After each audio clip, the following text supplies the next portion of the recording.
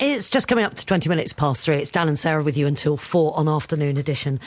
Go home and watch Rain Man. That's what Andrew Edwards' mum was told when he was diagnosed with severe autism, aged 3.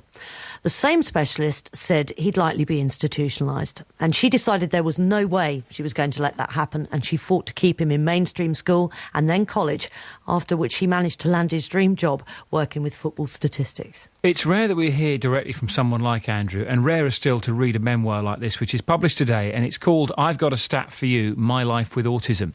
Now, in the book, he says people with autism fall through the cracks of society because they're often treated with disdain by the system that should be protecting them.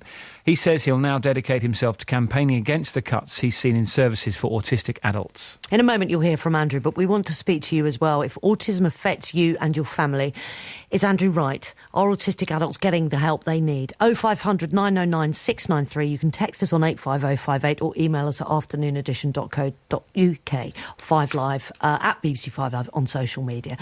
Here's Andrew and his sister Melanie. I can get stressed out, I can become antagonistic, I can become slightly aggressive at times with my autism, if my routines are changed, if other issues take hold, and I can become quite snappy and take my emotions out on people that care about me the most, which isn't always a good thing to do, is it? But it's just something that, unfortunately, that comes hand in hand at times with the condition. Yeah, I mean, and that's your mum and your sister, I guess, that you're most close to. Yes, I am, that's true, yes. And you don't go out on your own, do you? Usually your sister Mel goes out with you, or your mum goes out with you. If you think about going out on your own, how does that make you feel? Well, the furthest I've ever been out on my own, to be honest, Sarah, I went round the corner with I go round the corner with a dog, and my mate used to live about a quarter of a mile away. Once I got a friend who actually now lives in America, but then I found out years later, when I used to walk to my mate's house, that my mother used to follow me, and I never realised that she was that good at... She'd be a very good private detective by the sounds of things. When you were diagnosed as a toddler, Andrew, the consultant told your mum to go home and watch Rain Man. It's likely your son will be institutionalised. She was absolutely determined that wouldn't be your future. Had she talked to you about how she felt back then? She felt blank, thinking, what do I do? Then, a few days later, she realised, this is what I'm going to do in life. My son is going to be exactly like I've brought up my daughter Melanie. He is going to have the right education. I'll make sure he has the right education, and he will do the best he can. And yes, I'd only just around about that time learnt to talk. Actually, Sarah, my first word was aubergine. I read that. And that was something to do... Was that to do with the end credits in Brookside? It was, yes. It was, yes. How did they connect together? I just don't know. A lot of my thought patterns, I can go very quickly in thought patterns. I can go from one step to step 66.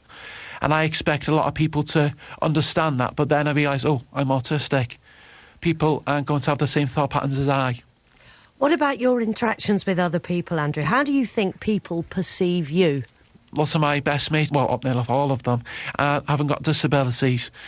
And they perceive me as somebody probably who's quite passionate, knowledgeable, loyal, and quite... and just very knowledgeable, loyal, and certainly a person who possibly might wear the heart on the sleeve, but somebody who's very honest and very candid about their lives.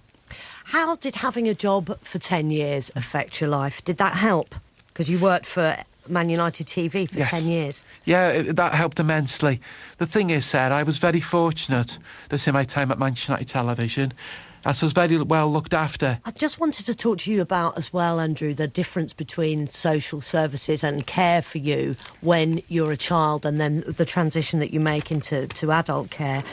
What sort of level of support do you receive today from social services, and how does that compare to what you used to get when you were younger?